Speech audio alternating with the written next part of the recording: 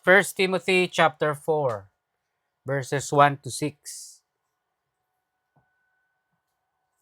O warningan ni Paul si Timothy about ito nga, especially yung verse 1.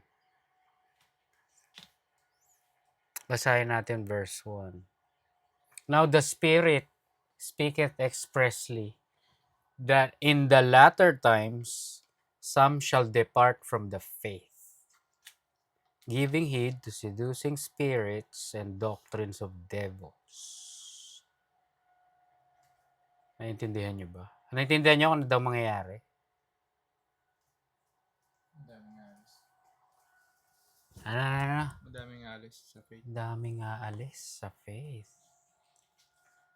In the last time, in the latter times. Kailan naganap yung latter times o end times?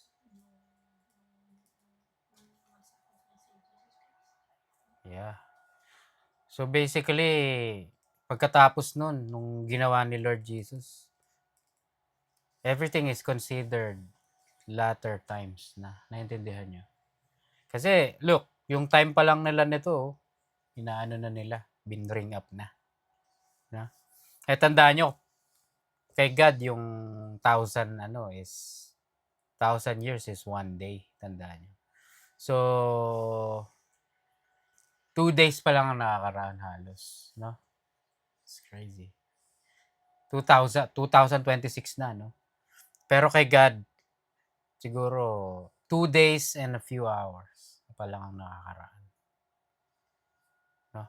Kung may time, walang time sa eternity. Kung nasan si God, walang, no? Alam, naintindihan nyo? Walang time. Sa atin lang may, kaya lang sinabing 1,000 para lang makita natin na ang bagal sa kay God, no? Hindi natin pwedeng isipin na literal yun. Naintindihan nyo? Figure of speech lang. Kasi kaya nga tinawag na eternity. What's that mean? Walang katapusan. No. The Spirit. This is talking about the Holy Spirit, of course. Expressly, retos, yun yung Greek word. Ibig sabihin, distinctly, unmistakably, or in a way that is easily perceived by the senses of mind. Often emphasizes that something is definitely, noticeably, unquestionably a certain way. Such as in distinctly different. Kapansin-pansin. Without a doubt.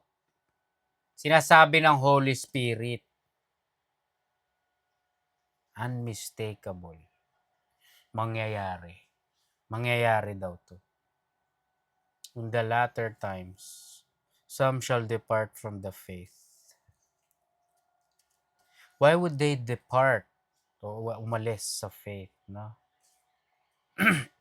Ito yung last part. Giving heed to seducing spirits or deceiving spirits. Nakaka-deceive nga naman kasi. So bakit sila one of Paul's letters, tandaan nyo, yung sinabi niya pag aalis na si Paul, no?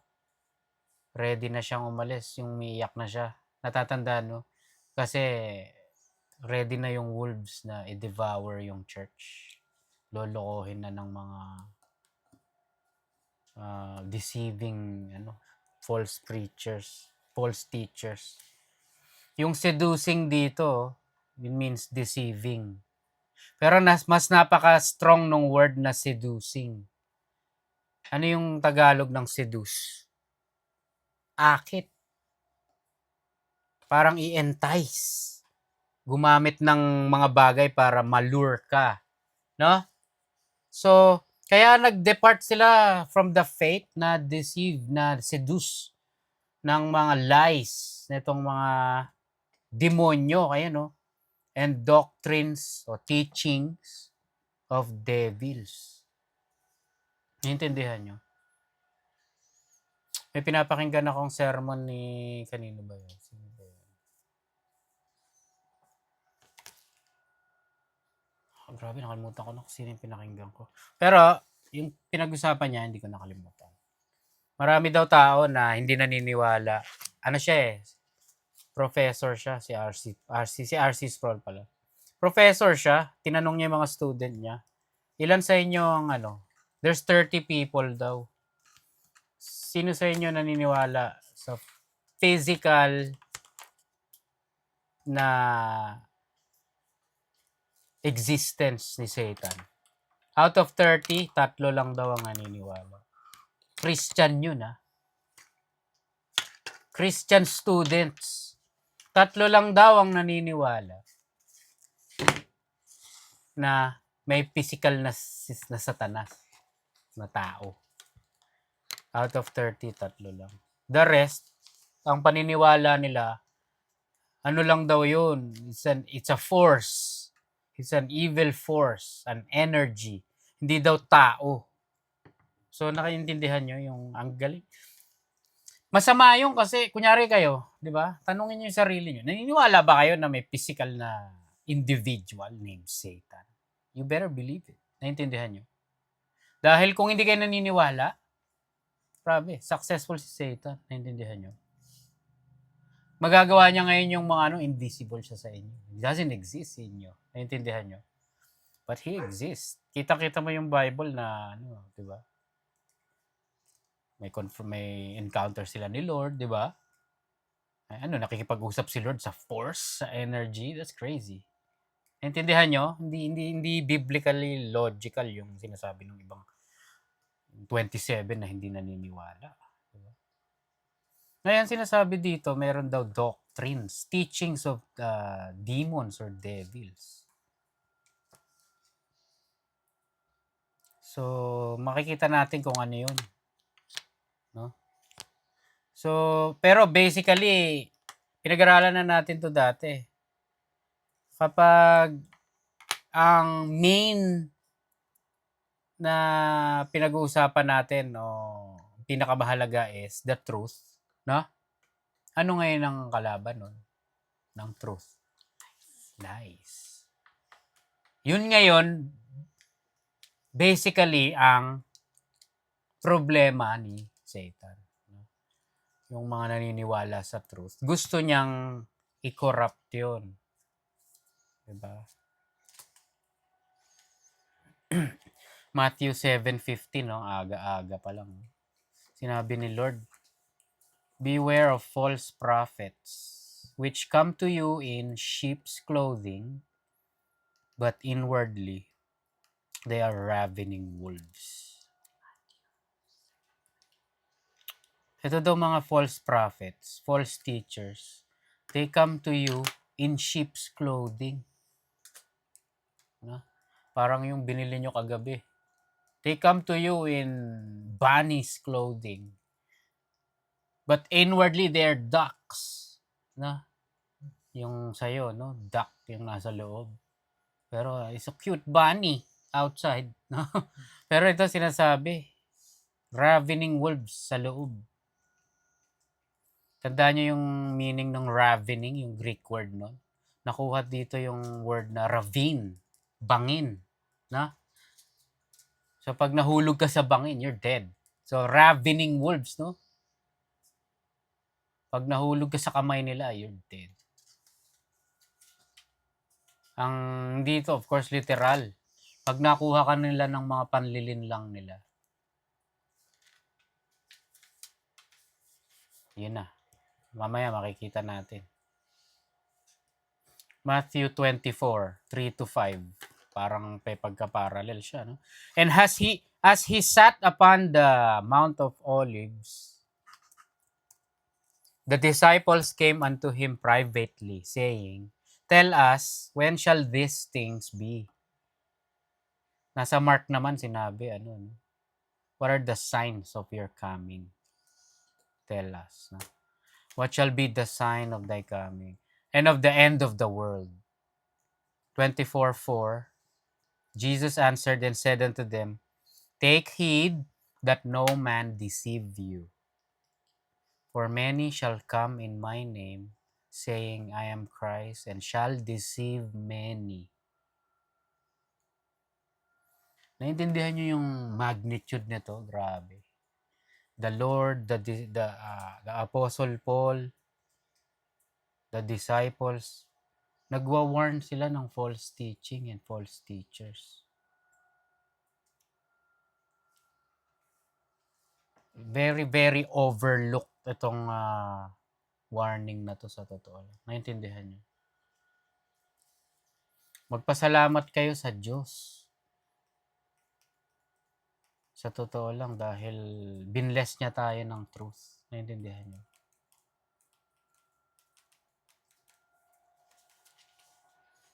Ang dami-daming believer na professing believer. Sa totoo lang, alam mo yun, ayoko tawaging everybody believer.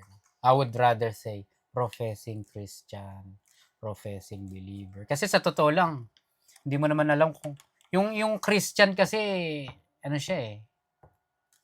Parang absolute statement yun eh. To say somebody is a Christian, para mo na sinabing heaven bound na yun, no? Sino ka, Diyos, na nakakaalam ng puso, alam mo kung sino talaga yung believer? Naintindihan mo yung point ko? Okay lang yun, tawagin mo Christian daw. Pero para sa akin, I wanna be safe, no? I just say, kunyari si Faye, professing Christian. I'm a professing Christian. No? Hindi ko masasabi nga legit Christian. Sa akin na lang yun. Pero para ipagyabang, naintindihan niya, ako tunay na Christian ako. Tunay. Na? Para mo na ring, para ka na nag-provoke sa tao na, kayo ba tunay? Naintindihan nyo? Now, we're just professing Christians. Diba?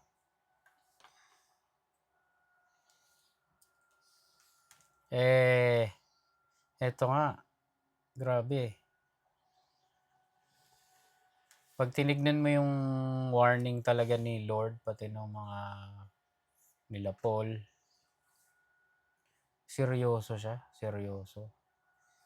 Tayong mga professing Christian, hindi dapat natin, alam mo yun, safe na tayo. Naintindihan nyo? Kunyari, nung sinabi ni Lord, di ba? Nasa Last Supper sila. One of you will betray me. Hindi ba, nakita nyo, hindi yung mga disciple, hindi ako yan. Naintindihan nyo? Ano sabi nila? Is it I, Lord? Hindi sila confident. Naintindihan nyo? Hindi ka pwedeng maging confident eh. Kasi, alam mo na yung warning ng Bible pag may ganun ka, pride. Intindihan mo? Thank God, napaka-humble ng mga disciples, no? Is it I, Lord? Ewan ko si Judas nagganon. Is it I? No way. Hindi siguro. Kasi alam niya na eh. Nung nanatay ng video, yung sinabi niya yan, tahimik lang siya, alam ko nakita ko. Nasa movie yun eh. Hindi, pero siguro tahimik nga siya kasi nasa kanya na yung alam niya na yung gagawin. Tsaka wala naman siyang pakialam talaga kay Lord eh. Kitang-kita pa lang nung pinapabenta niya yung di ba? Yung oil, yung perfume. Makikita mo doon wala siyang pakialam kay Lord. Kaya sinabi niya na, is it I? Diba? Siguro yung 11 lang yun. Many shall come in my name, saying, I am Christ, and shall deceive many. So basically, may false teaching na kakalat. Shall deceive many. So nakikita mo dito, walang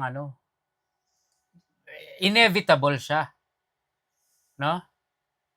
Mamaya mababasa pa nga natin, if possible, even the elect. Sabi, if possible, even the elect. What's that statement mean? Ibig sabihin nun, ganong kalakas yung deception. Mag-ingat tayo. Diba? Kung yung disciple nga, sinasabi nila, is it I? Mag-ingat tayo, yun ang sinasabi. Naintindihan nyo? Matthew 24:11, tuloy-tuloy. Many false prophets shall rise and shall deceive many. Inulit lang. Verse 5, ganun. Verse 11 na naman. Many. Nakita mo yung parehong many, both sides. Many false prophets, many will be deceived.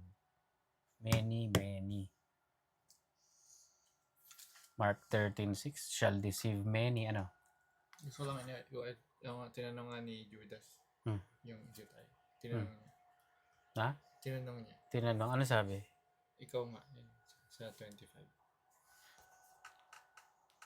Judas who will betray answered, "Is it I?"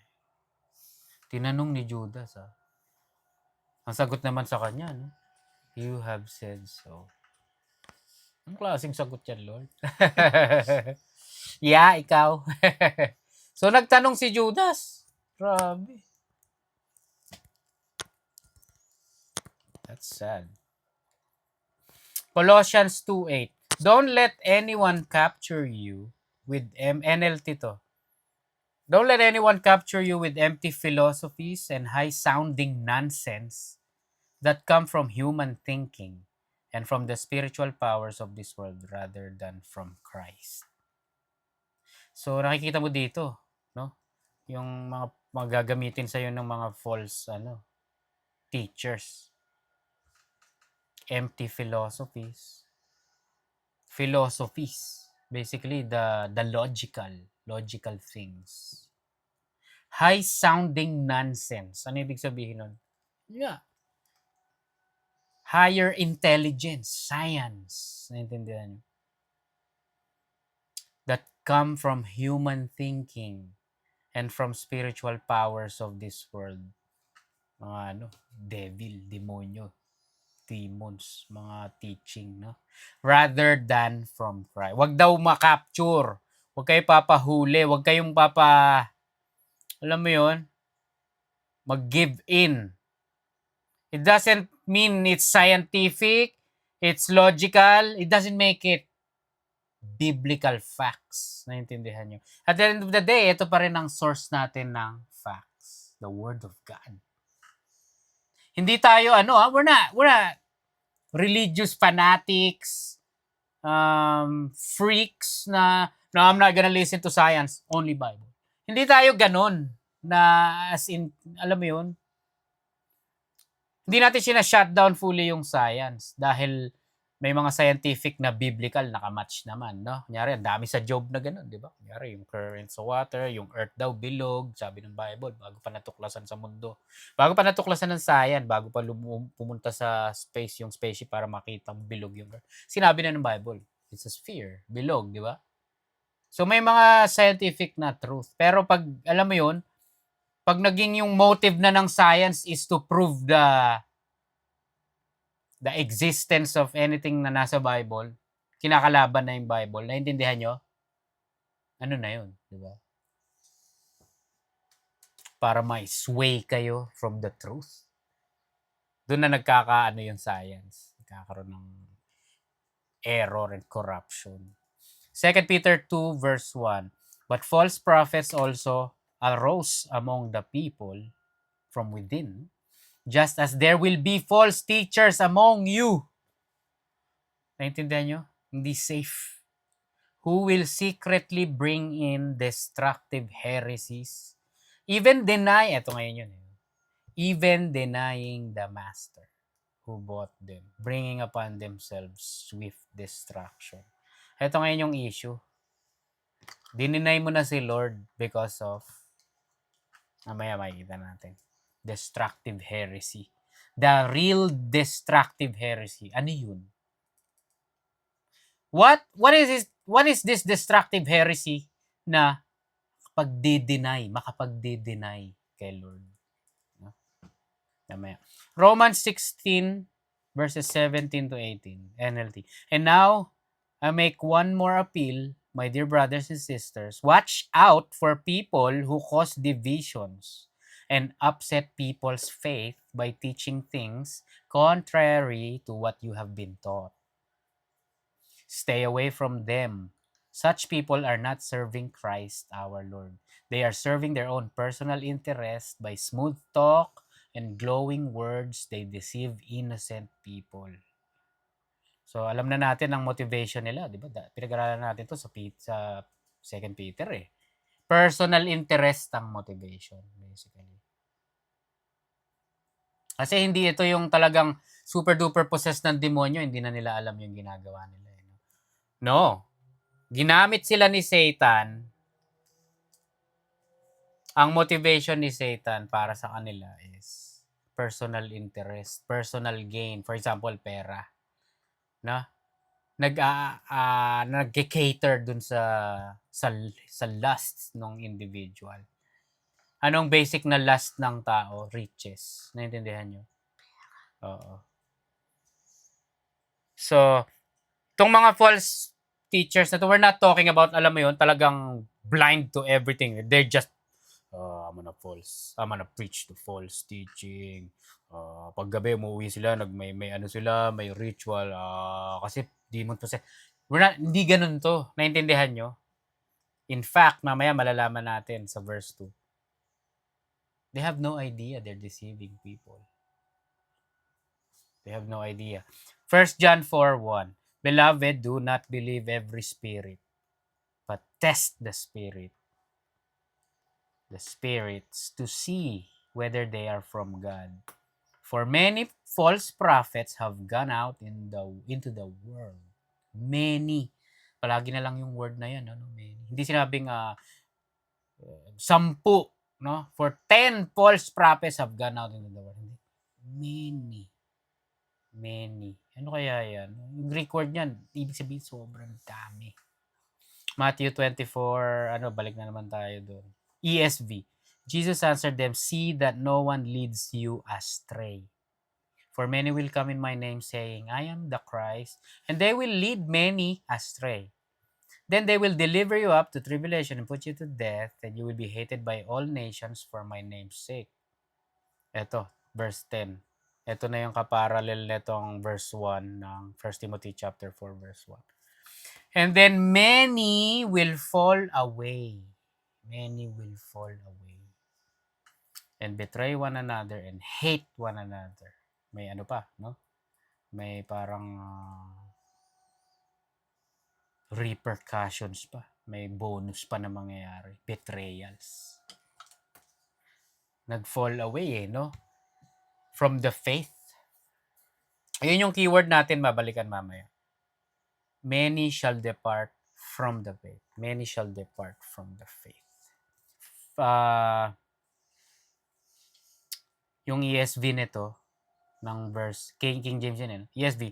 Now the Spirit expressly says that in the later times, some will depart from the faith by devoting themselves to deceitful spirits and teachings of demons. Can you believe this? We're talking about devotion now. By devoting themselves to deceitful spirits. Sa totoo lang, we do the same. Except we're devoted to the truth of God. No? We're not playing around. We're not just reading and studying and teaching. We're devoted. Naintindihan nyo? Kung hindi kayo devoted, you're crazy. Naintindihan nyo? Kapag believer ka, this is the idea. Devotion. Naintindihan nyo? Can you imagine yung opposite is the same? They're also devoted. Devoting themselves to deceitful spirits and teachings of demons. So, ang tao kasi sa totoo lang, he is only under two masters. Two divine beings. No? It's either God, the God of truth, no? Or Satan and his demons.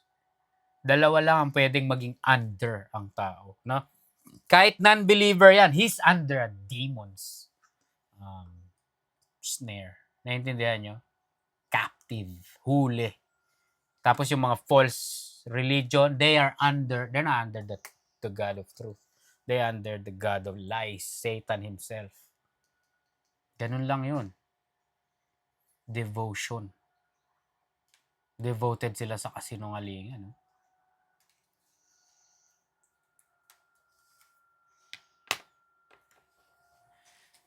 Matagal ko na sinabi din sa inyo to, no? I think twice. Recently. Ang sinasabi sa verse 1 basically, bago pa natin anahin mamaya, no more spoilers. They're devoted to in the last days sa salvation by works. Yun eh. Kaya ako sinasabi sa inyo kanina, ayan oh. Some shall depart from the faith. Yun yung main na pinanghahawakan ng tao, ng soul. Naintindihan nyo? Faith. Kaya sinasabi dito, some shall depart from the... How do you depart from the faith? By embracing works. For example, Galatians 3. Galatians 3, 1 to 3. Oh, foolish Galatians, who has bewitched you? It was before your eyes that Jesus Christ was publicly portrayed as crucified. Let me ask you only this. Did you receive the Spirit by works of the law or by hearing with faith? Galatians 3, verses 1 to 3. Ayan na.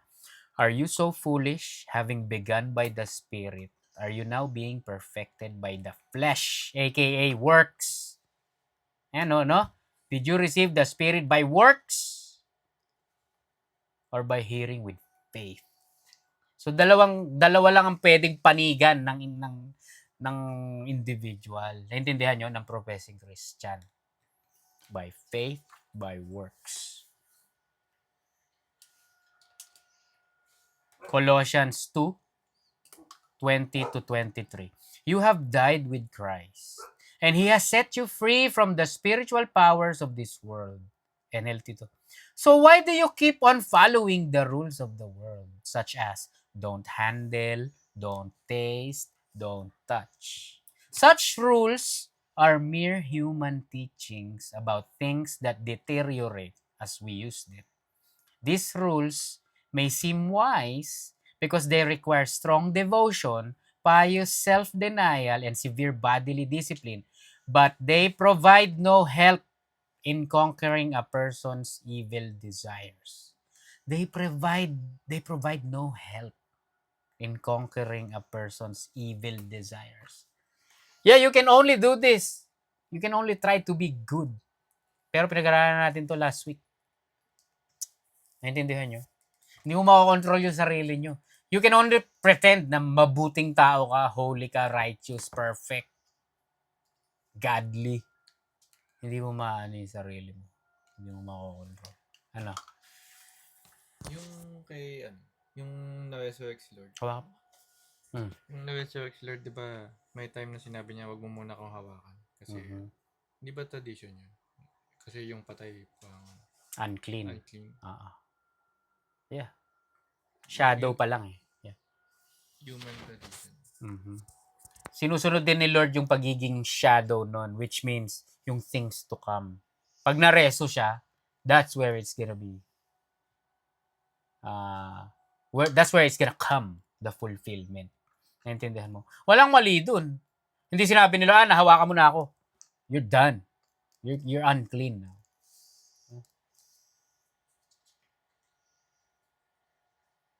So, ang tanong mo is basically, Babalik doon sa Colossians, di ba? touch not, handle not. Yeah. Wala na kasi na to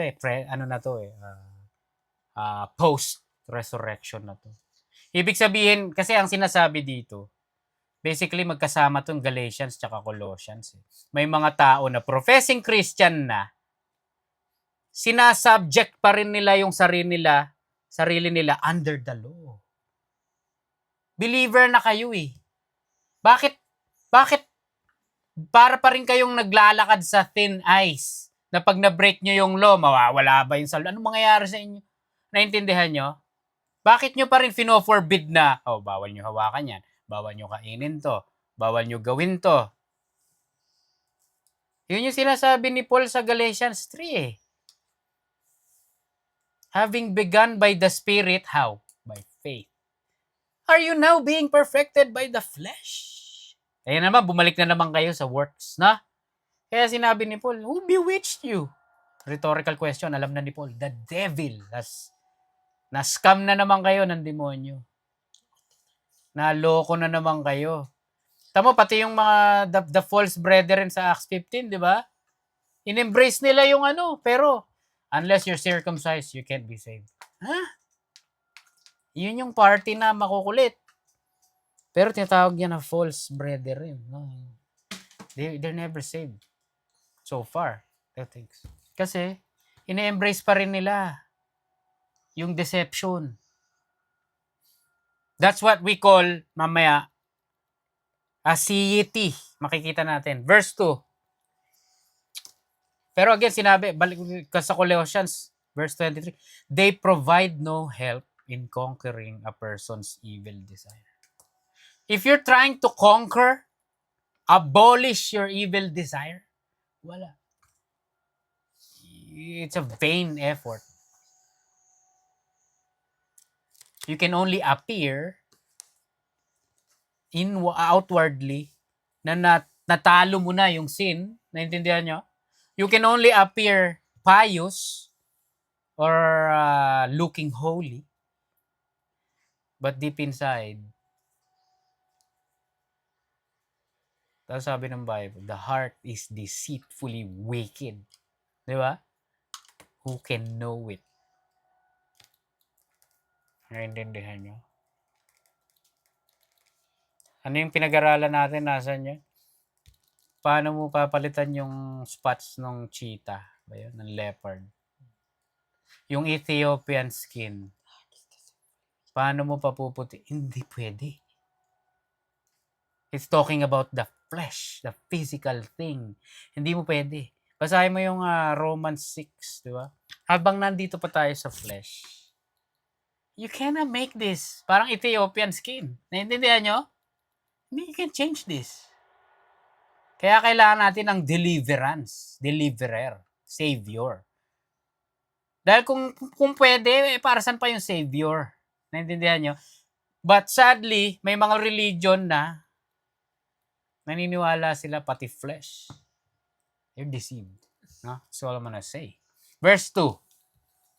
Speaking lies in hypocrisy, having their conscience seared with a hot iron. A seared conscience, no? Sabi sa dictionary, is a state of moral numbness, manhid, resulting from persistent, unrepentant wrongdoing, where an individual loses the ability to distinguish right from wrong. Sobrang yung conscience nila, dahil sa habitual na paulit-ulit na sin na sanay na, patay na yung conscience. Sinasabi, hindi naman mali itong ginagawa ko. Napatawad naman na ako. Okay naman na ako. Saved naman na ako. So, ginagawa mo na yung sin na hindi ka na convicted. You don't feel guilty anymore. Naintindihan nyo? Masama yun. But that's the idea. Ang context dito, ito daw mga false teachers na to, grabe. Wala silang alam, manhid na sila na nagpipreach sila ng mga heresy, ng mga contrary dun sa truth. Naintindihan nyo? Yun yung ibig sabihin ng seared conscience. Searing. It's sabi dito, it's a cooking technique. Alam mo yung pag gumagawa ka ng steak, no? Sinusunog mo yung labas for a certain time. Para yung inside, ini-store mo yung juiciness, no? Yung tamang tenderness ng meat, no? Para sa desired flavor na gusto mo, no? Ngayon, ito daw conscience ng tao, parang sinisir mo, pinapaano mo yung labas, sinisil mo yung nasa loob. So pag solid na yung labas, wala na makakapasok. Manhid na. Yun yung idea. Itong mga false teacher, hindi na nila nakikita. Hindi na nila napapansin yung ginagawa nila. Sa ESV, no? Through the insincerity of liars whose consciences are seared. Insincerity of liars. Ano ibig sabihin ng insincerity? Is the quality of not being open, honest, or truthful about one's actual feelings, intentions, or beliefs.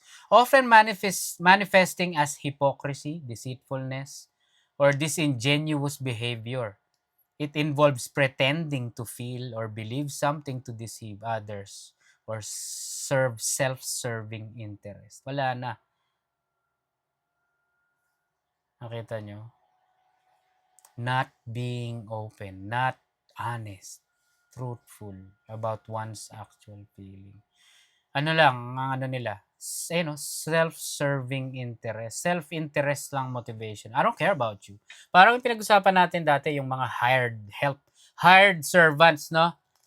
Na nagpo-protect sa mga sheep. Pag nagkagulo, aalis, kunyari nagkasunog dun sa barn o sa farm, aalis yung hired servant. They don't care about the flock. They don't care about the sheep. There's so many of them. I care about my own life. Naintindihan nyo? Because, sabi sa Bible, they're hired help. Maintindihan mo ba't wala silang pakialam? Pero itong mga false teachers na to that comes to you in sheep's clothing but inside ravening wolves, wala talaga silang pakialam. They only serve their bellies, sabi nga sa, saan ba yun? Sa Peter, pa yun? 2 Peter.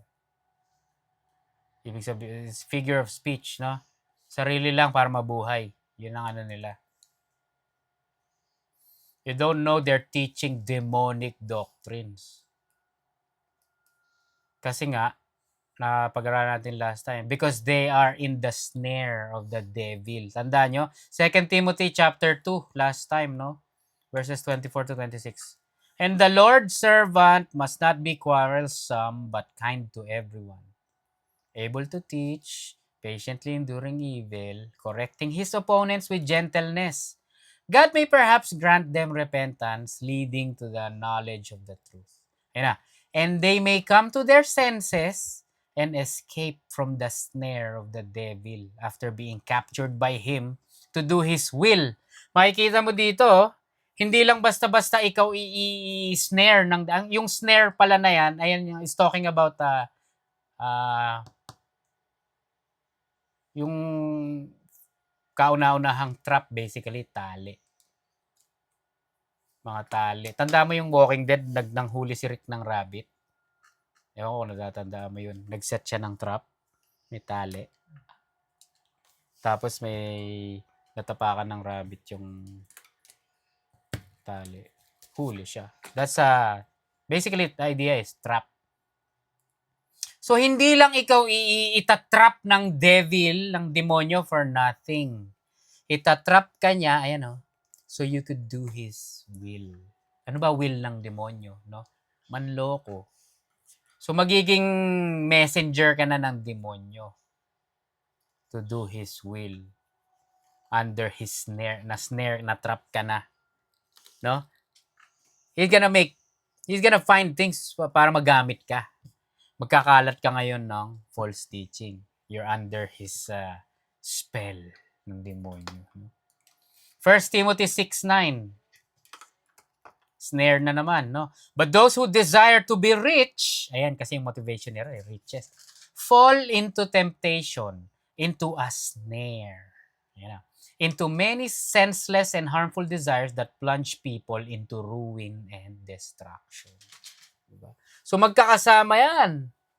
Being snared by the devil, it is because of personal interest.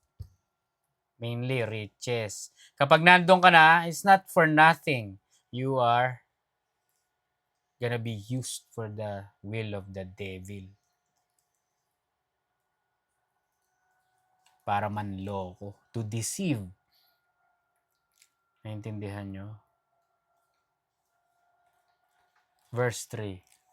Forbidding to marry, they forbid people to get married tong time nila. Huwag kayo mag-aasawa. So, malalaman natin bakit. Forbidding to marry and commanding to abstain from meats. Bawal daw kumain ng karne. Which God had created to be received with thanksgiving of them. Created to be received of them which believe and know the truth. Hindi lang believe, no? And know the truth. Mahalaga. So, isa sa issue nila dito is teaching is yung tinatawag na asceticism. Asceticism is a lifestyle of rigorous self-discipline and abstinence from worldly pleasure. Abstinence. Alam niyo yung mga monk, di ba? Yung mga monk sa China, yung mga kalbo na naka-orange. Bawal silang gumanito, Bawal silang pumatay ng ng hayop para kainin. That's a picture of asceticism. Yung talagang self-discipline, abstinence, pag-iwas from worldly pleasures such as sensory indulgences, material possessions, sexual activity to achieve spiritual goals. They're trying to achieve spiritual goals, mental clarity or higher virtue. Derived from the Greek askesis, meaning training. It is practiced across many religions including Buddhism, Hinduism, and Christianity. Can you believe that? May mga professing Christian na nagpa-practice ng asceticism, often involving fasting and meditation. Colossians, dito na mention tong asceticism sa ESV. Colossians 2:20 to 23, binasa natin ito kanina King James. Pero ito ESV. If with Christ you died to the elemental spirits of the world, why as if you were still alive in the world do you submit to regulations? Do not handle, do not taste, do not touch, referring to things that all perish as they are used, according to human precepts and teachings. So why? Why do you submit to human precepts and teachings? These have indeed an appearance of wisdom. Yeah, yes, indeed. May appearance of wisdom, no? May appearance of righteousness to, yung pagsunod sa mga human teachings. Appearance, no? Appearance of wisdom in promoting self-made religion and asceticism and severity to the body, but they are of no value in stopping the indulgence of the flesh. Kunyari, yung Catholic, nagsisinakulo, nilalatigo yung sarili, no? Ayan, no? Self-made, ayan, severity to the body. Para ipakita na, alam mo yun, nagsisisi na, no? You don't need to beat your body, cut your body. Wala kang magagawa. Ayan, malinaw na malinaw. They are of no value in stopping the indulgence of the flesh. Sige, paluin mo yung sarili mo, no? Buhatin mo pa yung cross. Papako ka pa, butasin nyo kami. Guess what? No? Sooner or later, makasalanan ka pa, babalik ka pa, gagawin mo pa rin yung mga pinaggagawa mo as you are made a sinful human being. Tandaan nyo, iisa lang ang perfect, good, holy. 'Di ba? Pinag-aralan natin. Yet, ang daming tao nakala nila ma-achieve nila 'yun. Naintindihan nyo? Via asceticism. Wala, hindi nyo magagawa 'yun, no? So these teachers taught that rejecting physical pleasures, including sexual relationship in marriage, they think it's gonna make them more spiritual. So, kaya ito, yung time nila, forbidding to marry. Kasi mas holy kapag wala kang asawa. No? Mas ma-achieve mo yung spiritual goals kapag walang asawa. No?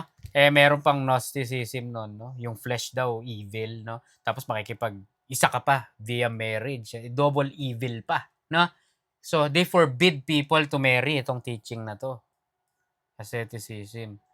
They also rejected the belief that all God created is good, including marriage and food. Si God ang nag-ordain ng ordinance siya nag-bless sa atin ng ordinance of marriage, di ba?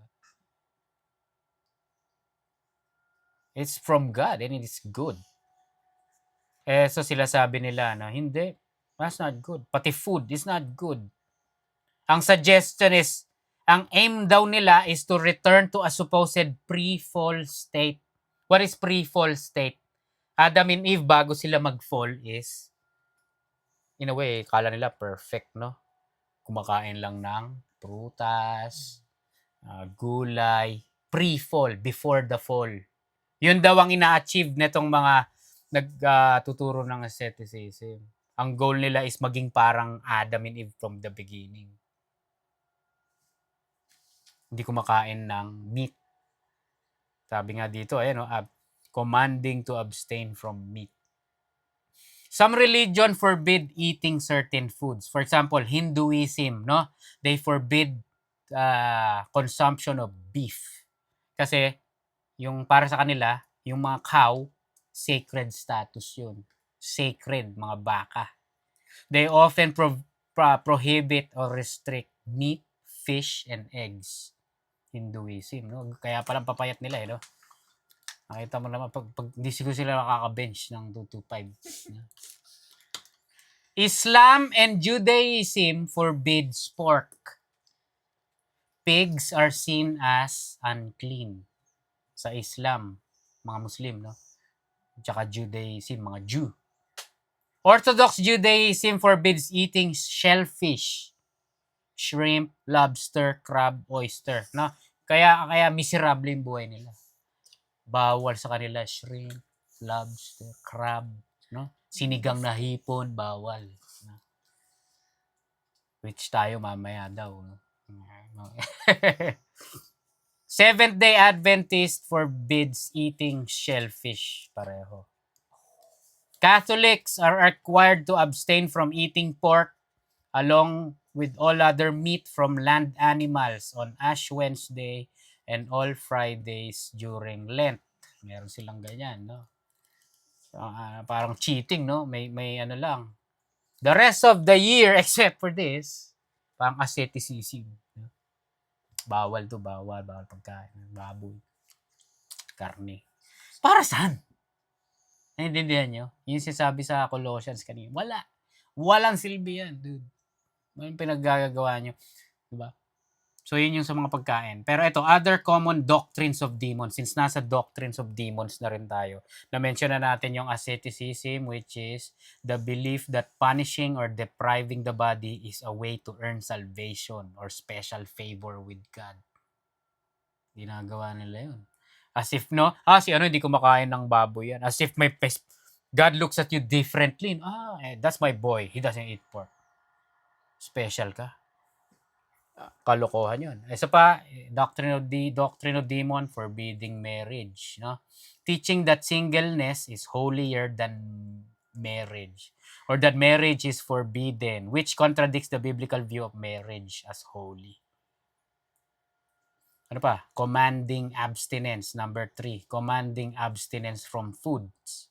Placing restriction on specific foods, suggesting that avoiding them leads to greater righteousness. Diba? Hindi kumakain ng ng hipon. Wow, more righteous. What? Really? Hindi kumakain ng bangus. More righteous. What about ano ba? Tilapia. I love tilapia. Galunggo. Hindi ako more righteous. Ano ba yun? As if, alam mo yun, na-attain yung righteousness. Number 4, denying, ito common doctrine of demons, denying the deity of Christ. What is that? Dinideny na God si Lord Jesus. Dinideny, hindi daw God si Lord. False teachings that claim Jesus was merely human, tao lang daw. That he did not physically rise from the dead. That he is not God.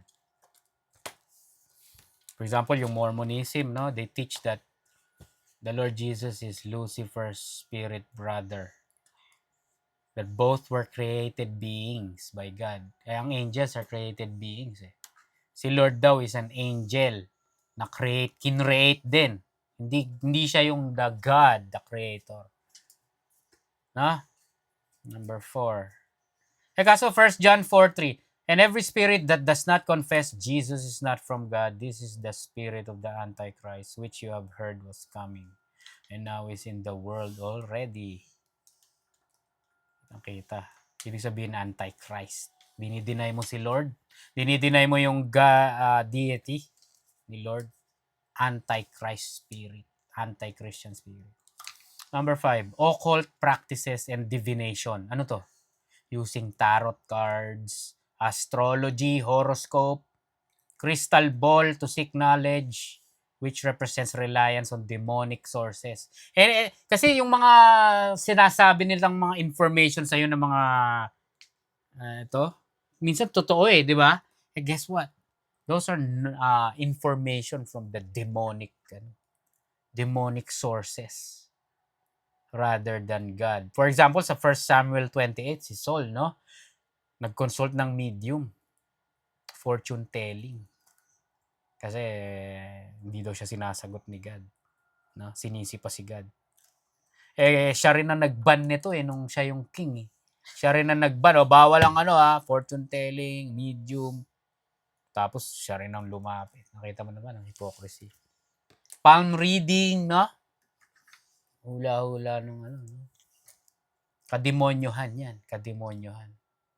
Imbes na kumonsulta yung tao, lumapit kay God, isik si God, isik yung truth ni God, yung mga tao, mas ano pa to, caught up sa ganito. Tanda ko pa nung bata ako, no? Horoscope. No? Anong sabi? Pisces. No? Hindi mo ba alam yung pati yung mga astrology, mga stars. Nasaan ba yung star na ganito? Anong meaning nito sa buhay ko? May mga ganon. No? Buti naman, hindi mo alam yan. That's good. Isa pa, universalism. This is demonic doctrine of devils. The universalism, the belief that everyone will go to heaven regardless of their faith or actions. Denying the need of salvation through Jesus Christ. Yun ang danger nun Pag sinabi mo na, kunyari may mga movie, is heaven real? May, kunyari yung, ano ba yun? Little Miss Sunshine, pinanood natin. Yung bata, tinanong niya si di ba? Is heaven real? Sabi ni Steve Carell, I don't know. Sinabi ni nung bata, is everybody going there? Sabi ni Steve Carell, I think so. So that's crazy, no? So kung i-assume mo na everybody is going to heaven, para mo nang isinantabi yung ginawa ni Lord sa cross. Naintindihan nyo? Para nyo nang sinabing, hindi namin nakikita yan. Everybody's going to heaven. My goodness, dude. Nakakasuka. Ngayon, alam mo yung feeling ko pag ganon? Binastos nyo si Lord. Parang sinabi sa Hebrews, like a rose, no? Trampled on the ground. Binastos nyo siya. Yung ginawa niya na gano'n, sasabihin nyo, hindi namin kailangan yan. Everybody by default is going to heaven. Universalism. Isa pa, legalism. Hindi to galis, no? Pero parang na rin silang may galis nito. Legalism. Teaching that adherence to specific rigid rules such as specific clothing styles or absolute prohibition of activities like movies is necessary for salvation. Parang yung bawal kumain ito. Ang daming mga bawal. Kailangan ganito yung damit nyo. Christian na kayo, dapat ganito. Required ng Christian, ganito damit. Nakapalda na mahaba. Bawal shorts. No? Bawal kayo. Christian movie, pwede nyo panoorin. Pero pag yung mga Mortal Kombat, puro violence. Avengers, no? Puro patayan, puro mga false deity, Thor. No? Bawal kayo manood yan. Demonic. Legalist. No? Bawal yung mga tattoo. Bawal mga piercing. Sabi sa Leviticus, ganyan, bawal. Naintindihan nyo? Isa pa, hyper grace. The false belief that because God is gracious, one can live intentional, habitual sin without consequences. Hyper grace. Diba? Shall we sin so that grace should abound? Tinanong, no? God forbid. AKA, ito yung tinatawag na antinomianism. Derived from Greek for against law.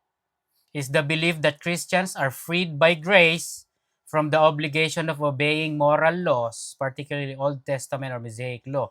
It suggests that faith alone is necessary for salvation. Faith, nini-embrace yung faith nga naman. Wow, okay, that's biblical.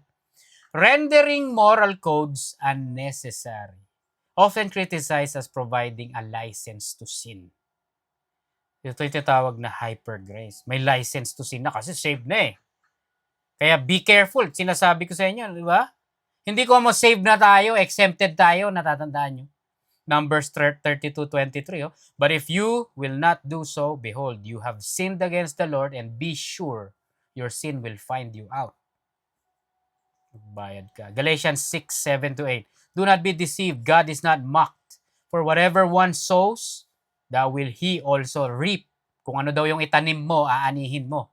For the one who sows to his own flesh, nagtanim ka sa flesh mo, ng mga kasalanan, mga secret sins, ninatago mo, will from the flesh reap corruption. But the one who sows to the Spirit will from the Spirit reap eternal life. Tandaan mo, anything na, if you're doing something sinful in the flesh, you're not, magbabayad ka. Hindi ka exempt. Hindi sinabi, pag na-save na kayo, okay na yan, mag-sin na kayo. Naintindihan nyo? Yan tinatawag na antinomianism. May mga grupo na okay na yan. Exempted na tayo. Nakita nyo naman. Ano pa? Ito, my truth doctrine. Ito yung mga nagpo-promote na idea that personal subjective truth is superior to biblical objective truth. Ito yung may objective, ano daw sila? Sila daw yung, nasa kanila daw yung object. Yung truth is based on them. Kunyari sinabi mo, the Bible says, the Bible is the truth, and it says this, sasabihin sa'yo neto, na I think the truth is, as I have found, as I have learned, as I have discovered, truth is this. Magkaiba kayo ng truth. Naintindihan nyo? Parang kinukontra nila yung... Oo, kasi source sila ng truth. May ganun eh. Especially yung mga intellectuals. Yung mga nakapag-aral. No? Base sa hindi. Di ba? Siguro, dito na rin yung mga science guys. No? Isa pa is divine revelation. Hindi naman sila yung truth, pero may divine. For example, God or an angel appeared to them and revealed the truth to them. May mga ganun. Kunyari, yung mga Pentecostal. Yung religion na, yung denomination ng Christianity, the Pentecostal, ano tawag nila doon? The Charismatics, aka. No? Yung mga nag-speaking in tongues, na healing of hands, laying on of hands. Sila, lagi silang ganito, si Lord Jesus, pumunta kagabi, nag-breakfast kami. Nag-appear sa akin, nakausap ko siya. Eto, sinabi niya sa akin. May ganun. Sabi sa Galatians 1:8, no? But even if we or an angel from heaven should preach to you a gospel contrary to the one we preach to you, let him be accursed.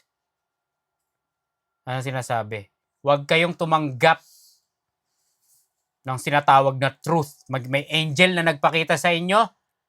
Naintindihan nyo? Especially contrary yung teaching. Let them be accursed. No? Ang daming ganun. Ang dami ko nang na-encounter na ganun. Most likely talaga pag Pentecostal. Yung angel, kinausap ako. Pinakita ko. Yung apparition, no? Sabi sa Bible, Satan can appear as an angel of light. His ministers can appear as a servant of light. Diba? So, nakaka-deceive talaga yun. Naintindihan nyo? Ito pa isa. That there is no physical place called hell. Hell doesn't exist. May ganun, no? They say God is love and won't create a place of torment. No way. No way God made hell. He's all love. Why would He torment? Why would He put people in an eternal fire? Naintindihan niya? Wala raw hell. Sa Matthew 25, pinaka number 1 preacher ng hell, si Lord 25:41, Matthew. Then He will say to those on His left, depart from me, you cursed, into the eternal fire prepared for the devil and his angels. So may pinrepare. This is a place. Luke 16, no? May tanong ka. Di ba spiritual? Kasi physical. Pag physical, di temporary. So, spiritual place. It's a spiritual place. Yes, it's a spiritual place. Sa Luke 16, di ba? The rich man and Lazarus, no? Very common story. Lazarus is in Abraham's bosom, and the rich man is in Hades, yes, or hell. Revelations 20, verse 10. And the devil who had deceived them was thrown into the lake of fire and sulfur, where the beast and the false prophet were, and they will be tormented day and night forever and ever. What's that say? Eternity. Day and night, forever and ever.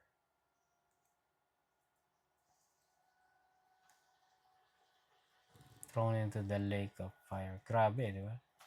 So it's a real place. Ito pa isang demonic doctrine of demon. Denying the Trinity.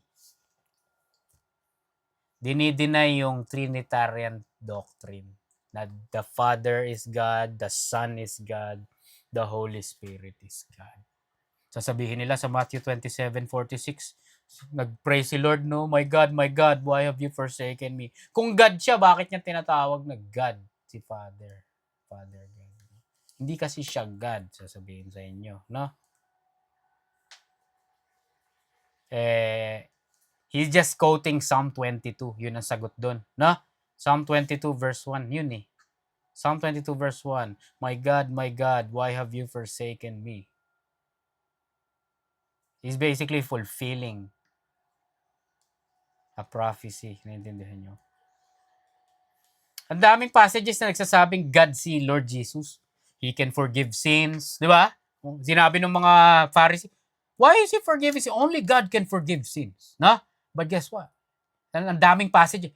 My son, my daughter, your son is forgiven. Your sins are forgiven. Si Lord, di ba? That proves He's God. Nagkalat yun. Isa pa, hindi siya nang-re-reject ng worship, no? Pag yung angel, nag-bow down yung mga tao sa kanya, sasabihin ng angel, no? Hindi ako, di ba? Nagkalat sa Bible yun. I'm an angel. Tayo. No? Pero pag si Lord, hindi niya sinasaway. Hindi niya sinasaway pag nag-bow down yung tao sa kanya. Kasi, He's God and deserves worship. Naintindihan niyo? What about the Holy Spirit? In Acts 5, no? Tinatawag yung Holy Spirit doon as God. Sa Genesis 3, nakikita mo yung tatlo sa Genesis 3, no? And the Spirit of God is hovering, no? Sa earth. Tapos nandun din si Lord, sabi sa John 1, di ba? Tapos the Father. Tatlo, Trinity, naintindihan nyo? So may demonic teaching na dinideny yung Trinity. And last but not the least, I think this is what's in context. Salvation by works.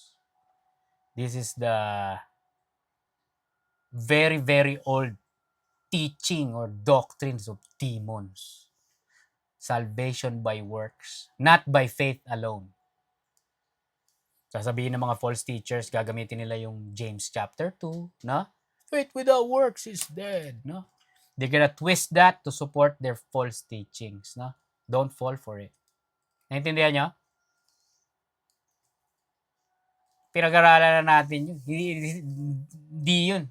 It's not about yung ano nila. Kalokohan nila, kademonyohan. Naintindihan nyo? Kademonyohan yun at the end of the day. Ha? Paul is not shy on calling it what it is. Doctrines of devils. Ha? It's not watered down to please men. No? Kademonyohan. Kademonyohan. Basa natin kanina. Kapag may ganon, ang sabi, avoid them. Avoid them. They're under the snare of the devil. Nasa chapter 2. No? Pero ikaw, kung gusto mong i-entertain, pwede makawala eh. Malino naman yung second na nito, di ba? Kaso na kay God, di ba? Perhaps God may grant them repentance. Na kay God, no? Pero kung wala ka namang alam, new believer ka, let's say, avoid them. Sasabihin sa'yo, hindi lang by faith, man. Hindi by faith. Kailangan mo ng works. Kailangan mo ng, hindi ka dapat kumakain ito. No? Kademonyohan yun. To call it kalokohan is very, very tame. No? No, I'll call it, as Paul called it, demonic, devilish. Naintindihan niyo yung impact nito? Mag-ingat tayo. Kademonyohan yun. Ha? Forbidding to marry. Balik tayo dun sa verse 3. Commanded to abstain from me, which God had created to be received with thanksgiving of them which believe and know the truth. Continuation, verse 4. For every creature of God is good and nothing to be refused. Makita nyo naman. Every creature of God is good and nothing to be refused. Every creature? Does that include shrimp? Every creature. What about oyster? Every creature. Nothing to be refused. If it be received with thanksgiving.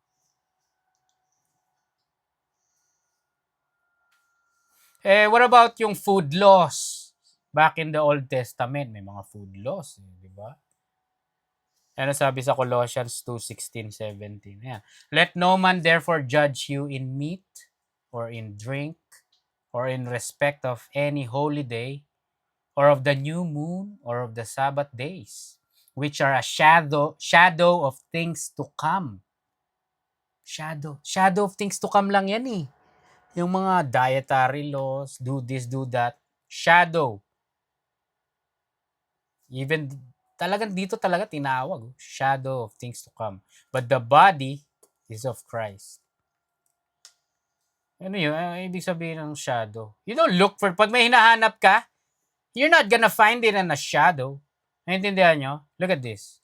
Diba? I'm looking for my iPad. You're not gonna find it in this shadow. Go for the iPad. Naintindihan nyo? Ang point is, yung mga dati sa Old Testament, binigay lang yun ni Lord for teachings. And it's gonna make sense kapag dumating na si Lord. Fulfillment. Naintindihan nyo?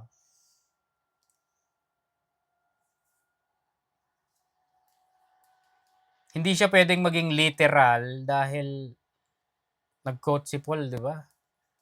Nag-quote siya sa Ecclesiastes. Sabi niya, there is none righteous. No, not one. O sa ibang translation, not even one. There's none righteous, not even one. So bakit niyo gagawin yun? No? May paparating si Lord na point bakit niya ginawa yun. No? Bawal to, bawal to. Ang fulfillment is the Lord Jesus Christ's holiness applied to His people. It is imputed or applied when one believes on the Lord Jesus Christ. Tsaka yung mga ganyan, bakit niya sinabi itong mga people ko, Israel, bawal kumain nito? To make them holy. Ano ibig sabihin ng holy? Separated. Different. Naintindihan nyo? Kaya siya nag-set ng mga laws sa kanila. Binigyan niya ng law. Para maging kakaiba sila from other nations, other people. But that's not meant to be literal. Dahil sa future, pag dumating na si Lord, i-apply niya yung grace niya by faith, everybody's gonna become holy, different. Doon pa lang mafu-fulfill. And now, everybody has an idea of the word holiness. Ako kung naiintindihan nyo. Yung dating mga laws para lang masabing holy kayo. Not on your own. No? Kuyari, meron akong ano dito, no? Itong bowl. Nilagyan ko ng fruits, no? These fruits are now holy. Not holy in the idea kung anong definition ng holy. Kasi twisted yung definition sa world, no? Pag sinabing holy, perfect, clean, divine. Alam mo yon? One of a kind, holy.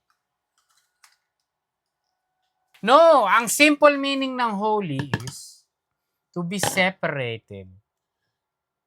Ito, separated na to from the fruits that are in the fridge. This is now for me to eat. Nasa bowl ko na, no? Bakit di ko pinili yon? But this is made holy. Nilagay ko dito. So, binigyan ni Lord ng commandments and laws yung people niya, is Israel, na? To separate them from the rest. Naintindihan nyo? Ang fulfillment nun, the coming of the Lord Jesus Christ, saying, if you put your faith in me, John 3:16, those who would believe will be saved, will be made holy, will be basically dun sa picture ko kanina. Kung sino maniwala sa akin, lalagay ko dito sa bowl, separated for me. Naintindihan nyo? Tinwist ng mundo, binaboy. Akala, pwedeng maging self-righteous. Pwedeng ma-attain yung righteousness. Yung asceticism nga, no? So, verse 5. For it is sanctified by the word of God and prayer. Talking about foods, no? Sanctified, consecrated, separated. Parang yung sinasabi ko yung bowl kanina.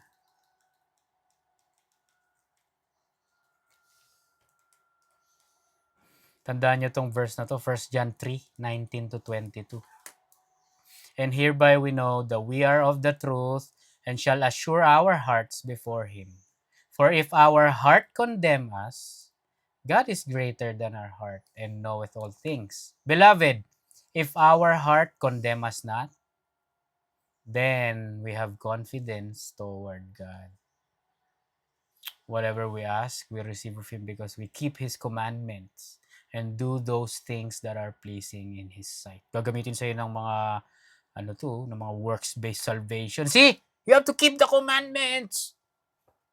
No? Pero bago tayo mag-move dyan, tingnan muna natin yung verse 20. If our heart condemn us, verse 21. Beloved, if our heart condemn us not, if our heart doesn't condemn us, then we have confidence toward God. Ito yun, parang yung verse 5. Sanctified na sa mga believers. Sa mga non-believers, considered sin nga to.